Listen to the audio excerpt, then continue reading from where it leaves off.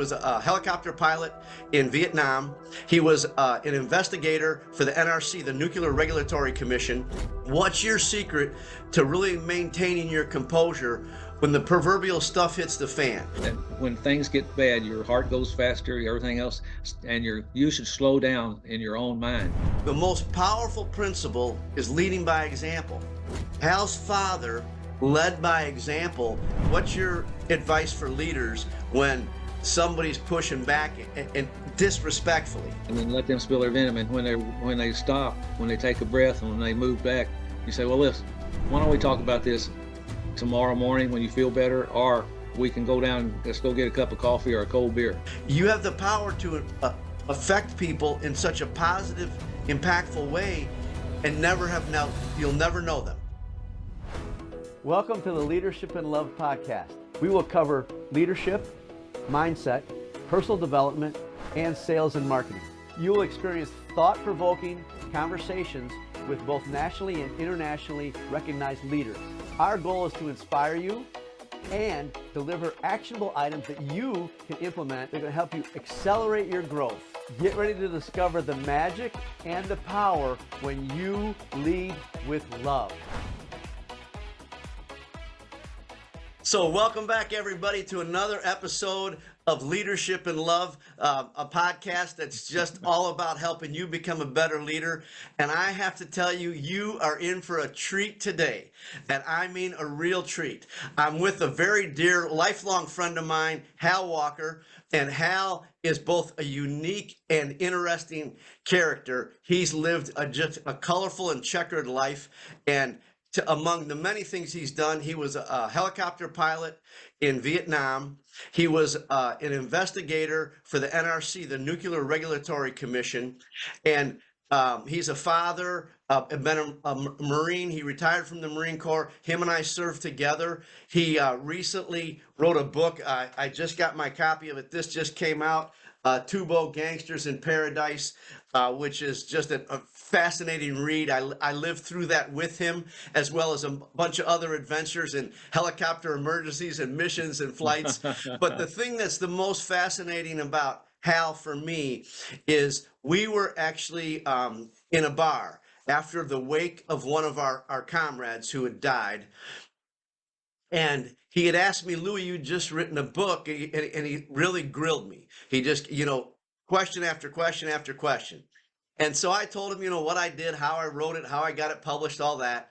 And now here we are a number of years later, and Hal has written four books. The fourth one is the one I just showed you. He's also written Murder on the Floodways, a fascinating story about his environment and the environment he grew up in Missouri. I'm telling you, that's a must read. And all his stories are, or his books rather, are true stories of what's happened. And he wrote two books about being in Vietnam, Grotto 1 and Grotto 2. Again, they're fascinating stories, and he's just an amazing writer. But Hal, thank you very much for taking the time, and welcome. Is there anything you'd like to add to your introduction?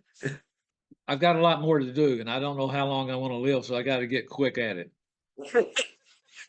Well, that's true enough. That's probably true for all of us, but at least you're aware of it. Most people are asleep at the wheel thinking they're going to live forever. Well, and when if you was a helicopter pilot, and helicopter pilots and helicopter crew chiefs, and in that environment, you never know if he was coming back that day or not. So that's a very, very true statement. So Hal, one of the things I wanted to start with you was really about your leadership style. I can tell you that having flown with you and gone through some of the many experiences we've had, I think you're one of the most amazing and inspiring leaders that I've ever been honored to know. And I'd like you to share with I'd like you to share with the audience, what's your secret to really maintaining your composure when the proverbial stuff hits the fan? Because you and I have been in it a couple of times when it went sideways. And to what you just said, I want everybody to understand that leadership, it's easy when it's easy, but when the going gets tough, that's when the real leaders step up. And I can tell you that Hal and I had some literally life and death situations, and a bunch of our buddies didn't come back. And so, Hal, I'd like you to talk about the things you did, especially like when we lost that tail rotor hanger bearing, you were just the epitome of cool. So can you talk about that and how you would recommend leaders maintain their composure under fire? Yeah, yeah, it's uh, you put me in a high level there. Uh, I think I have to go back to my father and being born in I like and they have told me I was lived in the 1880s during the 1940s and 50s. So my dad was kind of he was a Southerner from Meridian, Mississippi, came up through Arkansas, and they got some land in southeast Missouri, which was swampland. Paid little or nothing for it, cleared the land, and we worked and he brought in people and worked. And what he did was he made sure he was never easily flustered. And I've seen him in some of the main really strong circumstances when I was a kid, and he never lost his cool. He's never spoke up, and he never. I don't mean not didn't speak up. He never lost his cool, and he never let anyone get by without responding in correct manner to him. But what I really think was there's a fixture in you that when things get bad, your heart goes faster, everything else, and you should slow down in your own mind. You slow down. You don't let that get to you, and it finally just settles into you. I know when I was in Vietnam, or when I was in law enforcement in Chicago and things, that the more fearsome it got, the more calm I felt. It was like as the temperature goes up, my calm goes up with it. I don't have that. I don't have that response. I do have a quick response, but it's just be quiet, listen, and talk to people. So I'd like to point out two things, and Hal's right, and I knew he would. He's come out of the chute with a couple of golden nuggets. One is he said when it gets rough, or the temperature starts to rise, and I love that, right? When it gets hot in the kitchen, right? Mm-hmm. Be quiet and listen. Because right. Once you start talking, if you instantly start talking, you haven't given what we used to call the brain housing group. You haven't given your brain housing group time to think about it, right? So be quiet and listen. The other thing that Hal said that I do not want this to be lost on everybody. I asked him specifically how he got this. The most powerful principle is leading by example. Hal's father led by example, and that's how Hal learned to lead. So be aware that you're surrounding yourself with people. Are they leaders who are leading by example, or are they talking out of one side of their mouth and doing something completely different?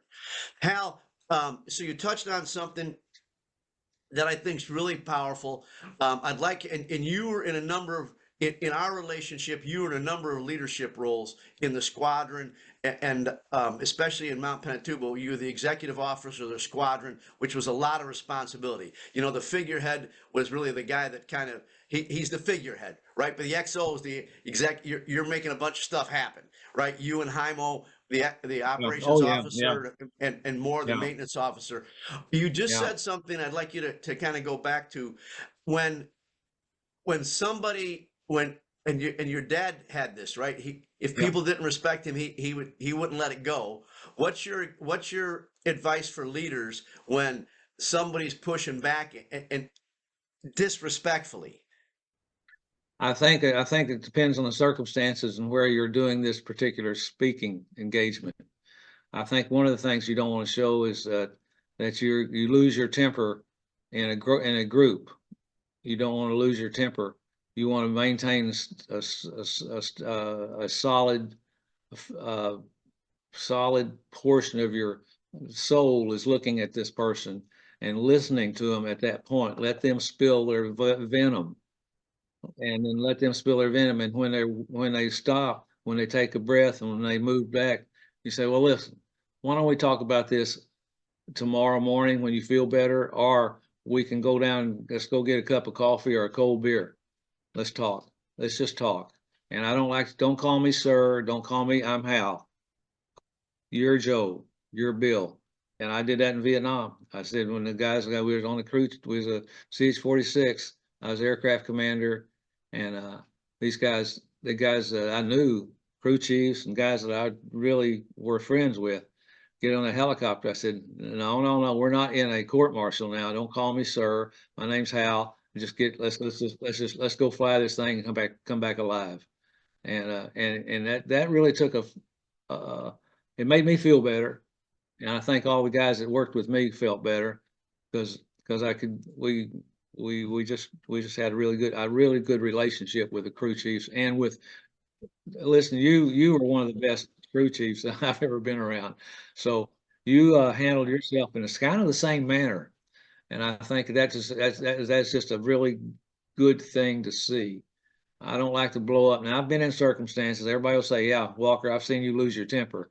Yeah, I have. And but you had to melt me a long way to get that. Yeah. So again, Hal, thank you. That he dropped a couple golden nuggets in there. So and he's right. His personality was such that you had to push him for a long time and really hard before he'd lose his composure. But one of the things that Hal said in there that I want you to go away with as leaders is the simple fact that he knew how to diffuse the situation. When somebody goes emotional on you, you can't reason with them. When somebody's mad, angry, pissed off, excited, whatever it is, you can't reason with them because they're literally out of their mind. They're emotional. They're not analytical. And Hal had that sense to diffuse that by, and again, I love that, Hal. Let's come back at it tomorrow, or let's get out of this environment. Now, he's also said something else that was Hal was an amazing leader, and these are some of his secrets. It was one of the reasons why, and again, the hair in the back of my neck standing up, Hal, this is precious stuff.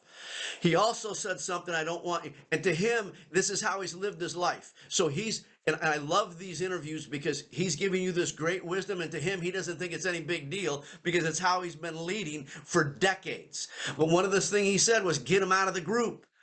When you get, especially men, right? The male ego is a horrible thing, and we fight to be the biggest dog in the room, right, Hal? Hal's laughing. Oh yeah, Yeah. And so, but when you can take them out of that environment where they're in front of everybody and they've got to defend themselves or they've got to be the biggest dog, it diffuses a lot of that energy right off the bat. So, and again, Hal's been doing this for decades, and he just calmly says it in a sentence and keeps going. But I wanted to keep track of with some of this stuff. It is that get them out of that environment in front of everybody, because then it becomes a whole different conversation.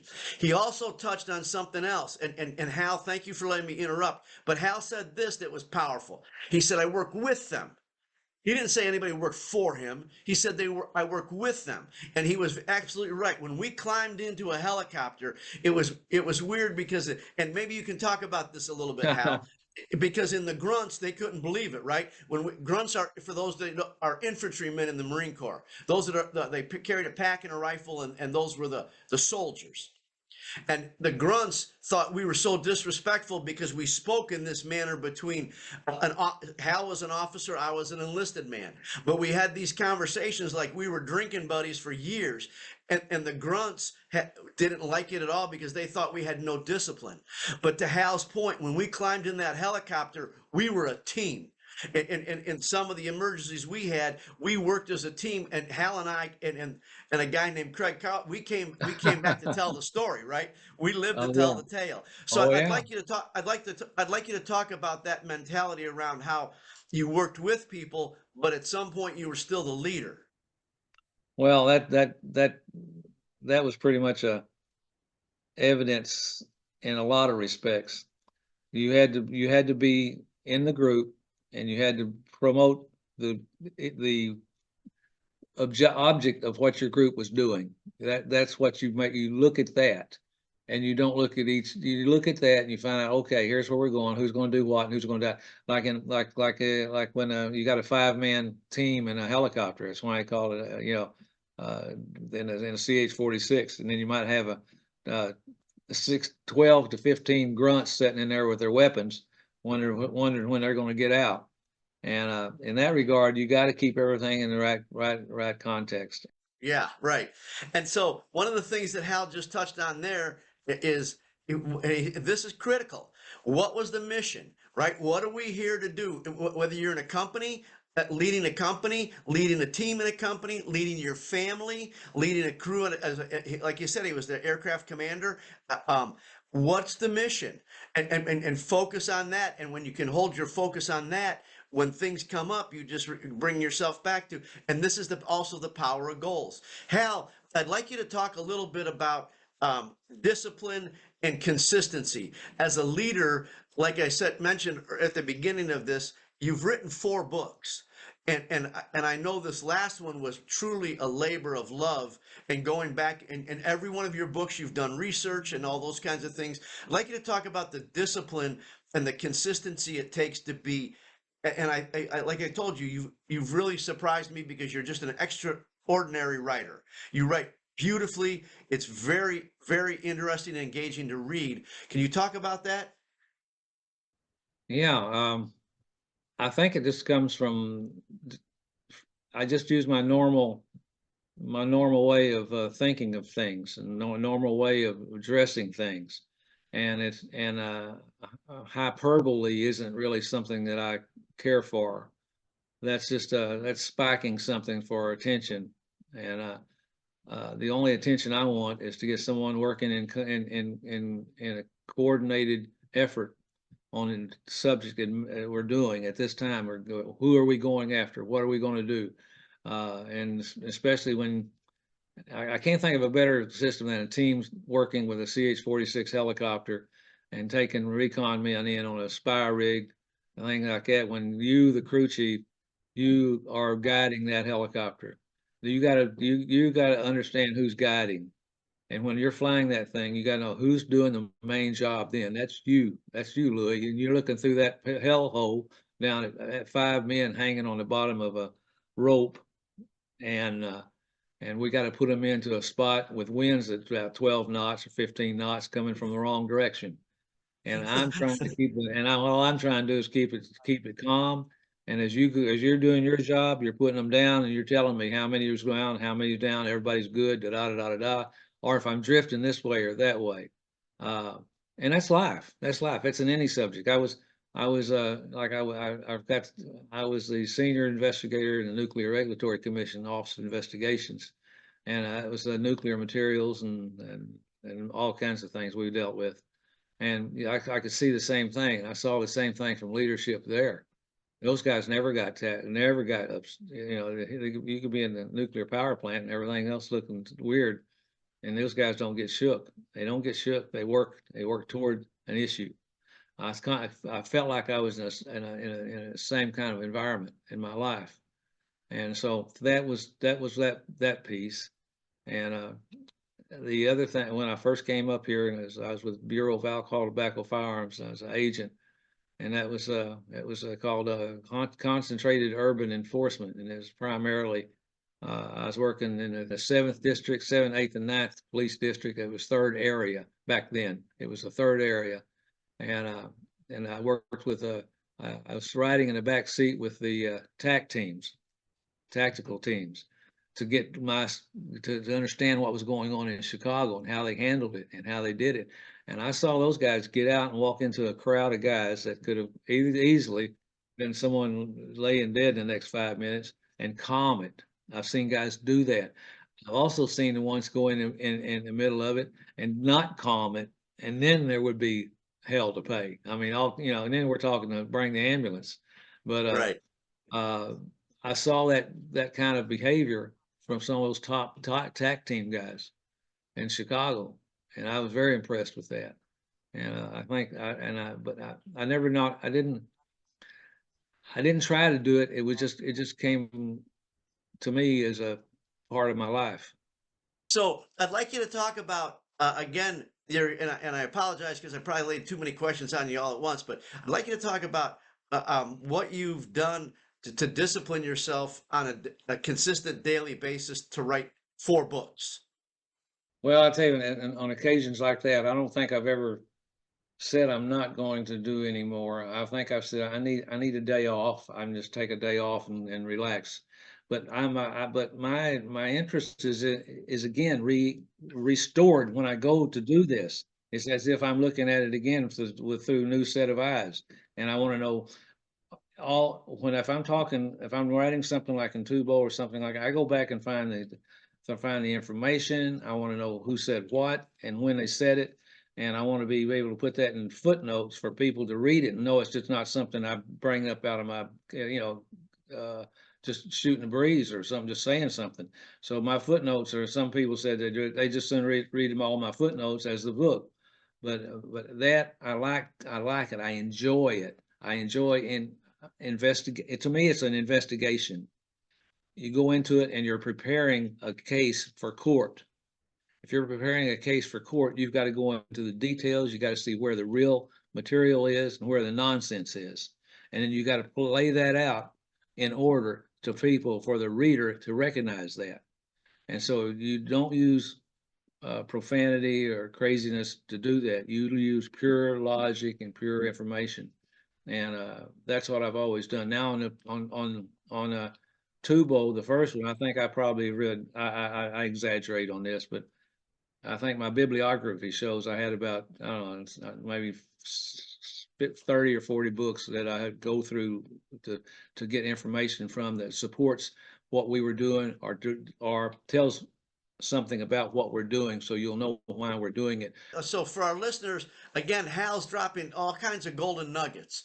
One of the things he said early on that I want to bring back to this, his last answer, is he used the word hyperbole.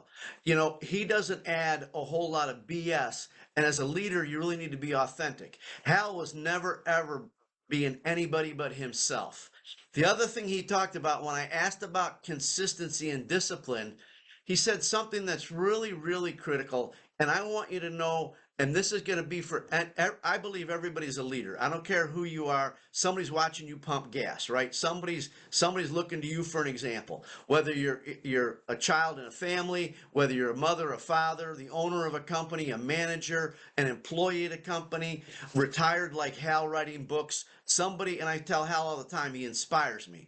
But somebody's looking to you for leadership. Well, one of the things that Hal said that I want everybody to know, and we were talking about this book again earlier, that he's got things he wants to do before he dies. But he said this: for him, it's fun, it's interesting, it's entertaining. For him to do research, for him to write these stories, for him to be accurate, it's fun. And I've shared with people, life isn't hard. If you're not having fun, you're off track. And Hal's laughing, but it's the truth. If you're married to somebody or living with somebody and you're not happy, you're off track. Get out. If you're at a job or a company and you're not happy, get out. You're not having fun. Because when you have fun, I can tell you, I jumped out of bed this morning knowing I got to interview Hal Walker today. This is the same thing I mean that from the bottom of my heart. He's just an amazing human being, but this is fun for me. This is fun to learn from guys that I lived with and lived through things with. For those of you, just as a point of reference, one of the things, and I apologize to our listeners, I probably should have done this up front. We were stationed in the Philippines when Mount Pinatubo, the worst, biggest, horriblest experience in the biggest volcano in the 20th century went off, and we were less than 20 miles away from it, and they had evacuated everybody. They evacuated the Air Force, the Navy, they evacuated everybody but the Marines, and they left us there to dig that thing out. And it was, and I highly recommend you get this book, because it's going to be a fascinating story. Hal and I lived through it, but you can't begin to imagine it until you read his story about what it was like. And Hal touched on something else. When the proverbial stuff hits the fan, that's when real leaders and real team members come together. And that's what we did as a squadron. We did some things, to Hal's point, because of leadership from Hal. We did things that nobody had ever done in the history of forever. Nobody had been into this kind of thing. Nobody lived through what we lived. And at one point, so Hal, I'll let you tell when on the, I think it was June 15th, but in the middle of the day after it had erupted, tell us what living conditions were like. Oh my God, close to noon, was when this, I think it was we were like Lou said, we were probably 19 or 20 miles from Tubo, Pinatubo. We just shortened it to Tubo. And Clark Air Base was just 9 miles from Tubo. But when that thing went off, it looked like an atomic bomb had just went off. I got pictures of the atomic bomb I put right by the explosion of the volcano, and you can't tell the difference. And the thing went to 60 miles up and started across the sky. And Sergeant Major Ted Subcheck, he took a picture of and a lot of people took this picture, but the sun was blocked. The clouds were blocking out the sun, and it was, you see the sun, half of it, and the other half was black, and it was from the volcano, and it went all around the earth, this material. And so it was what do you do then? What do you do then? Well, I saw what you did and all the men did, and it started, okay, get these helicopters in, get them out of the get them out of the get them back into the hangars, do this, do this. I mean, I saw this whole team go working together. You didn't need anyone but yourselves, and you and your maintenance men do what you did was incredible, still incredible. I still look at it and think, my God, no one there was thinking about leaving or, what's going to happen to me or a thing. Their brains were totally possessed. Get these helicopters safe as we can. And from that point on, we had what we called Black Saturday. Black Saturday was a Wednesday, Thursday, Friday, and all of a sudden, boom, Black Saturday, the ash was so thick that you could, and it's in some of the pictures, if you took a picture of some person, if they had we had some face masks we could wear, for breathing, and you couldn't see the man except you could see the face mask. The white face mask would appear in the picture, and the man's form would be very slight around that face mask. It was an incredible event, and we sent Marines directly up in the middle of that to go to Clark Air Base to help with the General Struder, I think's his name, Air Force general who was up there, to take them a SATCOM.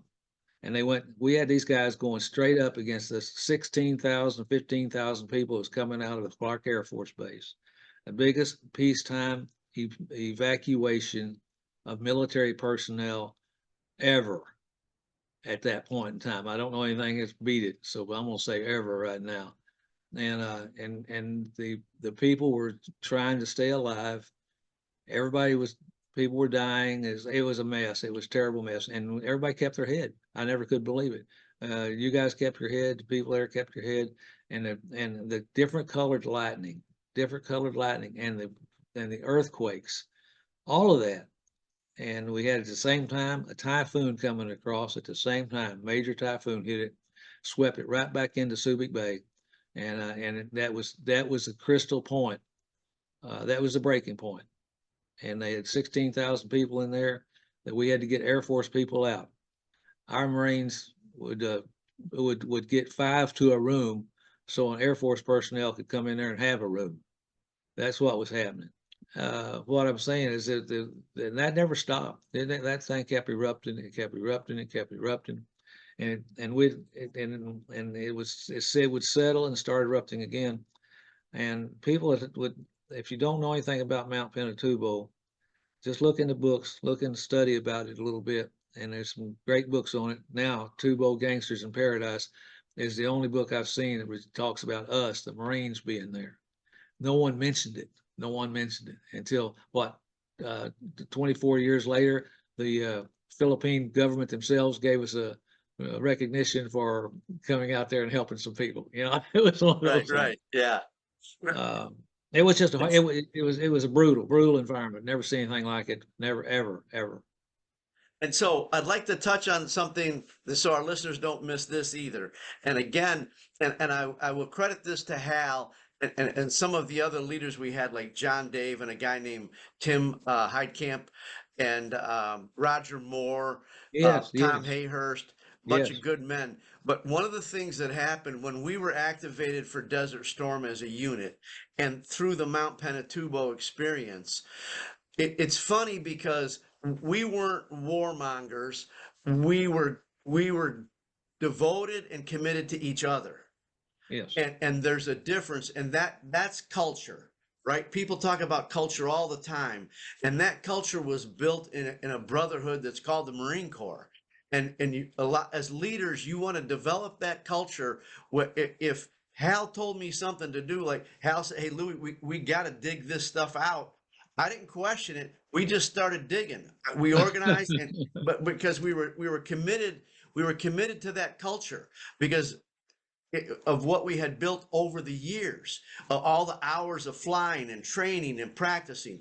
And you do the same thing in a company, you do the same thing in a family, right? As the leader, you've got to continue to teach and train them, coach them, mentor them through the good and the bad. As again, to Hal's point, when the proverbial stuff hit the fan, at one point, there was no place safe to hide. Like he said, a typhoon hit, it was literally like it was raining wet concrete, and it was pitch black. We had no power. You couldn't see the sun. It's the middle of the day, and you couldn't see your hand in front of your face. It's raining wet volcanic ash, and then the earthquake started. There was no place to hide, right? It was just, there was nothing. There was no place to hide. You couldn't hide inside a building. You couldn't hide like outside of it. There was no place safe to go. But we stayed committed to each other because of the culture of the organization.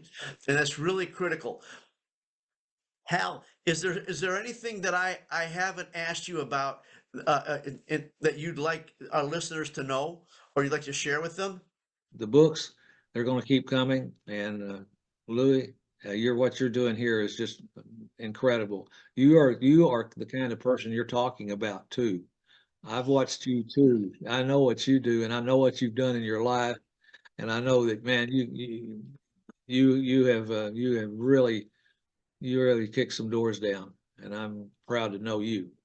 Well, thank you. I'm truly humbled and honored. Thank you for your kind words. For our listeners, I'd like to touch on something else because Hal just keeps bringing the wisdom.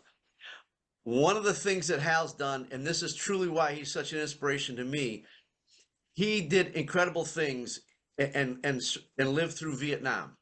And then he was in the reserves. He was an investigator. And then, like he said, he was doing some gang and drug stuff in Chicago. He was at Nuclear Regulatory Commission. He was doing all that.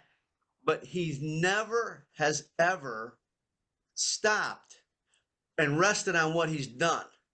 After he did all that stuff, he started writing books. And I'm telling you, he's writing books that are riveting and unbelievably fascinating stories, and just so well written. I was kind of kidding him before we started recording this that he might be like Picasso and be appreciated long after he's gone.